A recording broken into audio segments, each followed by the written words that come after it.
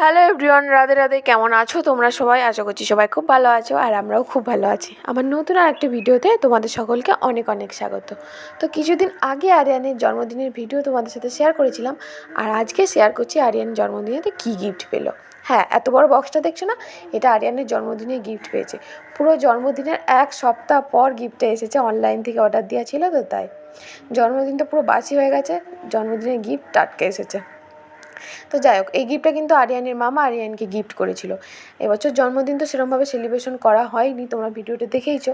ওই এখানে কটা ছেলে ছিল আর আমরা মিলে এরকমভাবেই টুকটাকভাবে সেলিব্রেশন হয়েছে, তাই সেরকম গিফটও পাইনি। ওর মামা যেহেতু আছে, সেই জন্য ওর মামা ভাগনাকে একটা গিফট করেছে, এই জিনিসটা, এই ব্যাগটা জিনিসটা বলছি। যাই হোক, ওর বাবা ব্যাগটা খুলে একটু সব কিছু ঠিকঠাকভাবে দেখে নিচ্ছে, সব কিছু ঠিকঠাক আছে কি না। আর হ্যাঁ, পরের বছর 5 বছর হবে, তো তাই পরের বছরে 5 বছর জন্মদিনটা একটু ভালো করে করার ইচ্ছা আছে। তো সেই জন্য আর এবছর সেরকমভাবে জন্মদিন করিনি। পরের বছর একদম বাড়িতে গিয়ে বড় করে ভালো করে জন্মদিন করব, সেই জন্য আর এবছর কিছু করা হয়নি।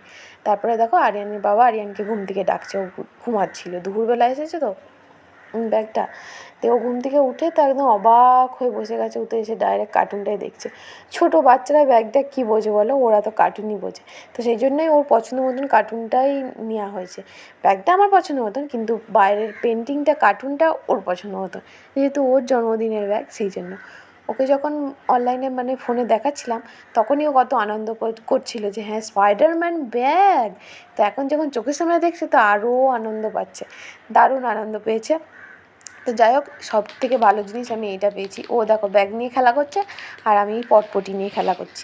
তোমাদের কার কার ভালো লাগে বলো? আমার তো দারুণ লাগে।